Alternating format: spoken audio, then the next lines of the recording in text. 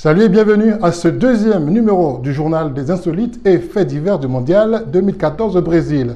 Hier, nous l'avons tous vu, la cérémonie a été une grande réussite.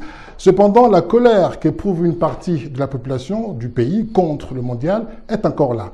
Un peintre brésilien, Paulo Ito, a même illustré cette grogne anti-Coupe du Monde par une peinture murale très choc. Noélie Richard. Un enfant qui pleure à table, avec dans son assiette rien d'autre à manger qu'un ballon de foot. Cette peinture murale de l'artiste de street art Paulo Ito, apparue le 10 mai dernier sur les murs d'une école de Sao Paulo, est partagée à plus de 50 000 fois rien que sur Facebook. Rappelons que la ville de Sao Paulo est le siège de nombreuses manifestations contre les dépenses du gouvernement pour la Coupe du Monde. Le coût de l'organisation atteint 11 milliards de dollars, une somme qui pourrait être consacrée aux Brésiliens selon les manifestants. Rien qu'à Sao Paulo, 246 millions de dollars représentent la facture pour construire les routes de la ville, alors que ce montant pourrait construire 1 million de maisons. Paulo Ito reconnaît les actions menées par l'État pour combattre la pauvreté, mais veut à travers son œuvre montrer au monde que la situation n'est toujours pas résolue au Brésil. Dans le chapitre faits divers, le Brésil ne fait pas dans la dentelle, surtout pour la propreté de ses rues. Avant même l'arrivée des supporters au Brésil, on nettoie mortellement les rues. Vous allez comprendre avec Alex Mokhtar. Malgré tous les mécontents, le Brésil a décidé de mettre les petits plats dans les grands afin de présenter une image propre et lisse aux nombreux supporters du Mondial 2014. Et pour cela, une seule solution, faire le grand nettoyage. Mais problème, il ne s'agit pas du classique nettoyage urbain des services de propreté, mais bien d'un nettoyage social qui ciblerait la population vivant dans la rue ou, si vous préférez, des SDF, entendez par là les sans domicile fixe.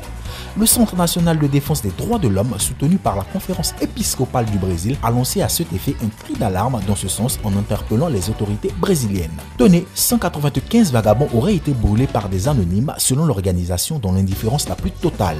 A noter également le cas d'un de ces sans-abri dont le corps sans vie a été découvert à Jacupiranga, une ville située à 280 km de Sao Paulo. Dans un pays qui compte plus de 1,8 million de sans-abri, il semble que les considérations d'aspect passent avant les droits des citoyens, ce qui ne fait qu'accentuer la grogne populaire. À présent, le top 5 des demandes les plus folles des sélections nationales venues pour la compétition.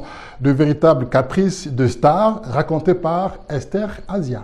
Démarrons ce classement avec en 5e position l'Australie. Les Soqueros réclament une panoplie de journaux et de magazines du monde entier renouvelés tous les jours. La France occupe la 4e position. Les Bleus demandent une salle de loisirs avec des jeux vidéo. Plus curieux, ils réclament des gels douches car ils ne sont pas habitués à utiliser des morceaux de savon. Classé 3e, l'Uruguay. Les joueurs de la Céleste exigent la climatisation dans toutes leurs chambres, mais une climatisation qui ne fait pas de bruit. Le Japon occupe la 2e place. Les joueurs japonais demandent un jacuzzi, une grande baignoire dans chaque chambre. Terminons avec l'Équateur en 1re position. Les joueurs de la tricolore réclament une corbeille composée de différentes sortes de bananes dans leur chambre, mais des bananes qui proviennent uniquement de l'Équateur. À présent, les brèves. À Rio de Janeiro, les inspecteurs ont trouvé de la nourriture avariée dans les cuisines des hôtels où résident les sélections de l'Italie, l'Angleterre et l'Espagne. Au total, 25 kilos de crevettes, saumon, margarine et pâtes, bons pour la poubelle. De nombreuses sélections comptent faire elles-mêmes leur cuisine. Le 10 juin dernier, les Lions indomptables du Cameroun ont été réveillés très tard dans la nuit, durant leur sommeil, par le ministre des Sports, pour un discours sans fin qu'ils ont d'ailleurs trouvé ennuyeux. À voir la tête des joueurs sur cette image, on pourrait dire, sans risque de se tromper, qu'ils n'étaient pas du tout contents d'être à cette réunion. Et voici, pour terminer, le zapping télé web du Mondial 2014. Zapping. Il y a une association qui dirige cette équipe. Et ce que nous ne trouvions pas normal, c'était que les Camerounais devaient payer les footballeurs, alors que les footballeurs font rentrer de l'argent dans les caisses de cette association. Alors la question était de savoir où est-ce que cet argent va.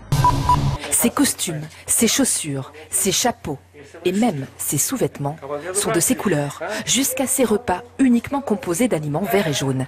Cette année, il a franchi un pas supplémentaire pour gagner la 6e étoile. Il a mis son chien au goût du maître, parce que la défaite n'est tout simplement pas envisageable. C'était le JT IFDM 2014 et comme on dit au Cameroun, aujourd'hui, un cadavre va mourir.